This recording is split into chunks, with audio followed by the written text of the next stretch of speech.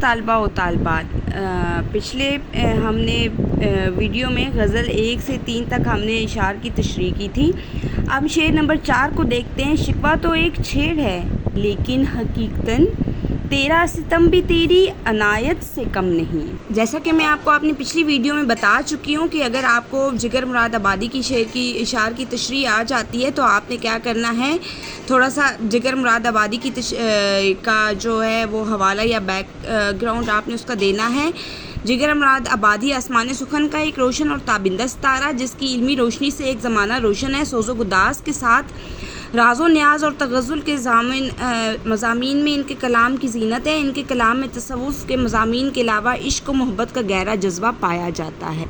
یہ تھوڑا سا حوالہ دینے کے بعد اب ہم شعر کی تشریح کی طرف آتے ہیں۔ شاعر محبوب کے ظلم و ستم پر بظاہر شکایت کرتا ہے کہ مگر دل میں نہایت مسرور بھی ہے کہ ایک شکایت کے بہانے محبوب سے ہم کلام بھی ہو جاتا ہے، اور دوسرا یہ کہ محبوب کی جفا سے بھی ایک باہمی تعلق پیدا ہو جاتا ہے، ایک رشتہ برقرار اگرچہ جفا کا ہے۔ شاعر عاشق کے ظلم کو بھی اس کی مہربانی گردانتا ہے اور کہتا ہے کہ اگر محبوب عاشق کو برا بھلا کہتا ہے تو بھی یہ عاشق کے لیے کسی نعمت سے کم نہیں ہے۔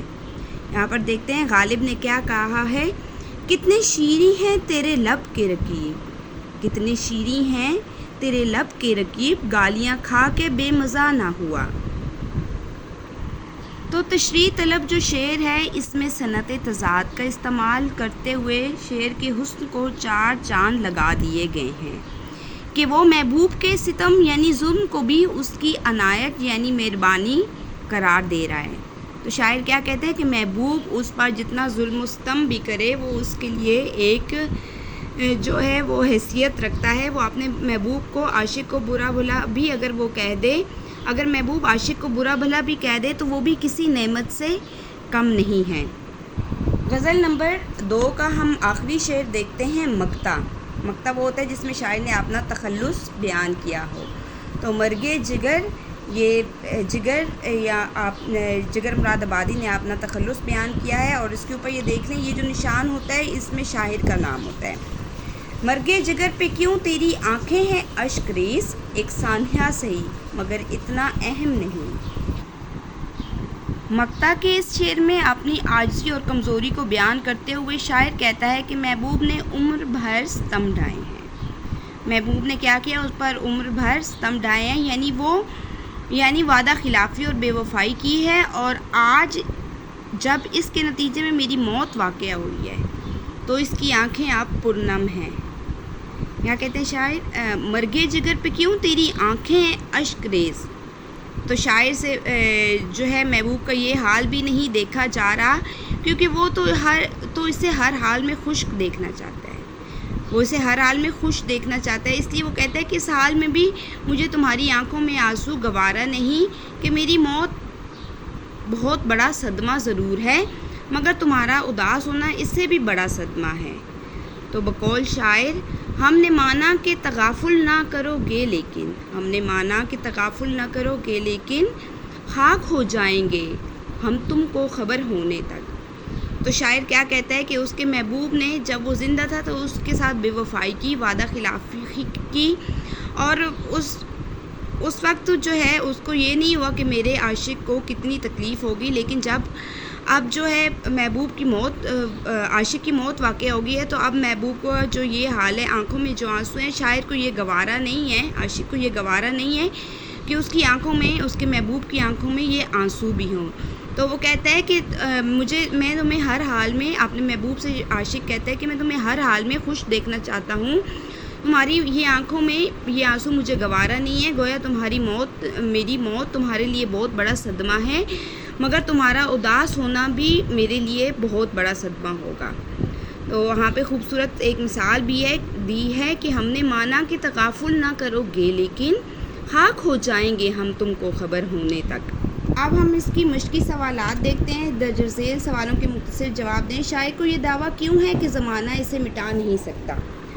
تو ہم اس کا جواب دیکھتے ہیں کہ شاعر کو یہ دعویٰ اس لیے کہ وہ اپنی زندگی کے اصول و ضوابط پر خود قائم کرتے ہیں اور کسی کے کہنے پر نہیں چلتے۔ ہم اتنے مضبوط ہیں کہ زمانے کو خود ہماری پیروی کرنا پڑتی ہے، شاعر یہ کہنا چاہتا ہے کہ زمانے نے بہت کوششیں کی کہ ہماری زندگی کے راستے میں مشکلات کھڑی کریں، لیکن ہم نے زمانے کی تمام فریبوں کو مات دے دی ہے۔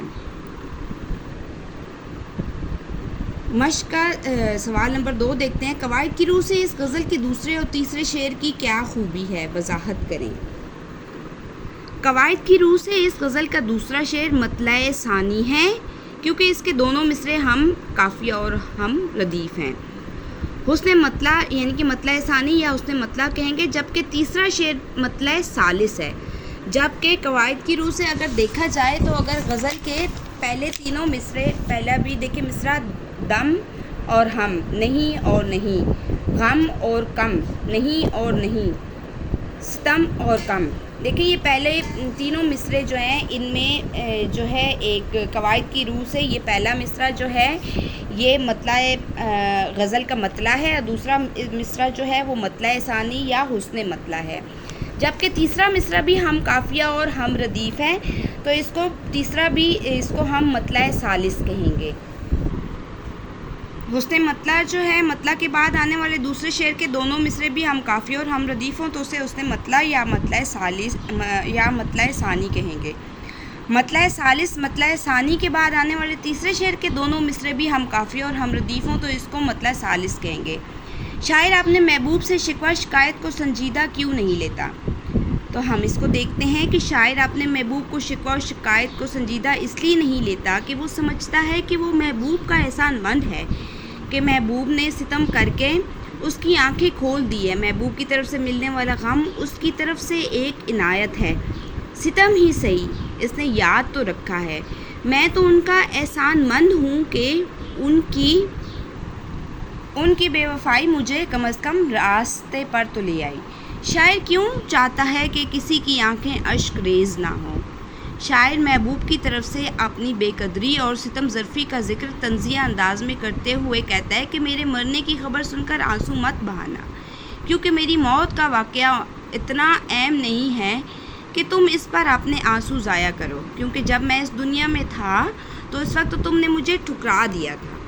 تو شاعر یہ بھی کہتا ہے کہ جب میں دنیا میں تھا تو محبوب نے اتنے ظلم کر کے مجھے ٹھکرا دیا تھا، تو اب یہ بنتا نہیں ہے کہ تم میری تم اپنے آنسو میری میت پر ضائع کرو۔ شاعر کے لیے کون سی شے نعمت کا درجہ رکھتی ہے؟ رنجش و غم کے شاعر کے لیے نعمت کا درجہ رکھتے ہیں۔ وہ سمجھتا ہے کہ حالات کی ٹھوکریں کھا کر سنبھلنے والا ہی اصل انسان ہے، اور یہ ٹھوکریں نعمت خداوندی سے کم نہیں ہیں۔ غم اور دکھ انسان کو رائے راست پر لے آتے۔ اب ہم اس کا سوال نمبر 2 دیکھتے ہیں۔ درج ذیل اشعار سے قافیہ اور ردیف مطلع مقطع کی نشاندہی کریں۔ دیکھتے ہیں ہم صنعت ثنایا اور بدایا۔ صنعت تلمیح کی لغوی معنی اشارہ کرنا ہے۔ کلام میں قرآنی آیت، حدیث مبارکہ یا کسی تاریخی مذہبی واقعے کی طرف اشارہ کرنا تلمیح کہلاتا ہے۔ یہ دیکھتے ہیں چشم اقوام یہ نظارہ ابد تک دیکھے، رفت شان رافعانہ لا کا ذکر دیکھے۔ اس شعر میں رافعانہ لا کا ذکر کی تلمیح واضح ہے کہ یہ قرآن کریم کی سورہ النشر سے سورہ نمبر 94 کی آیت نمبر 4 کی طرف اشارہ اور ترجمہ ہے، ہم نے آپ کا ذکر بلند کیا ہے۔ یہاں شاعر نبی کریم صلی اللہ علیہ وسلم کی شان کی بلندی اور ان کی ذکر کی رفعت کی طرف اشارہ کر رہا ہے، جسے قرآن پاک میں اللہ تعالیٰ نے بیان کیا ہے۔ اس تلمیح کے ذریعے شاعر نے اپنے شعر میں عظیم مفہوم اور گہرائی پیدا کی ہے۔ اب اگلا شعر دیکھتے ہیں۔ ابن مریم ہوا کرے کوئی، میرے دکھ کی دوا کرے کوئی۔ اس شعر میں استعمال ہونے والی تلمیح کی وضاحت کرتے ہیں۔ تو یہ شعر جو ہے ابن مریم کو یعنی عیسیٰ علیہ السلام کو اشارہ کرتا ہے۔ ابن مریم عیسیٰ علیہ السلام کا عربی زبان میں لفظ ہے جو اس کے مادر مریم بنت عمران کے نام پر ہے۔ شاعر اس شعر میں یہ ماننے کی التماس کر رہا ہے کہ کوئی انسان ان کی طرح میرے دکھ کا علاج کرے۔ عیسیٰ علیہ السلام کو اپنے علاجی معجزات اور ان کے معنوی پیغامات کے ذریعے دنیا کے لوگوں کو ہدایت اور رہنمائی فراہم کرنے کی یاد دلائی جاتی ہے، جیسے کہ حضرت عیسیٰ علیہ السلام جو ہے اپنے معجزوں سے لوگوں کو ٹھیک کرتے، تو وہ کہتے ہیں کہ ابن مریم ہوا کرے کوئی تو میرے دکھ کی دوا کرے کوئی۔ صنعت تضاد، کلام میں ایسے الفاظ کا استعمال کرنا جو ایک دوسرے کے متضاد یا الٹ ہوں، اسے صنعت تضاد کہا جاتا ہے۔ اور صنعت تکرار، کلام میں لفظ یا الفاظ کو تکرار کے ساتھ استعمال کرنا، یعنی اشعار میں ایک لفظ یا الفاظ کو بار بار استعمال کرنے سے وہ الفاظ میں خوبصورتی یا حسن پیدا ہو جاتا ہے، جسے صنعت تکرار کہتے ہیں۔ جیسے آدمی آدمی سے ملتا ہے، دل مگر کم کسی سے ملتا ہے۔ تو یہ تھے ہماری آخری فراق پوری کی حل مشق کے ساتھ غزل۔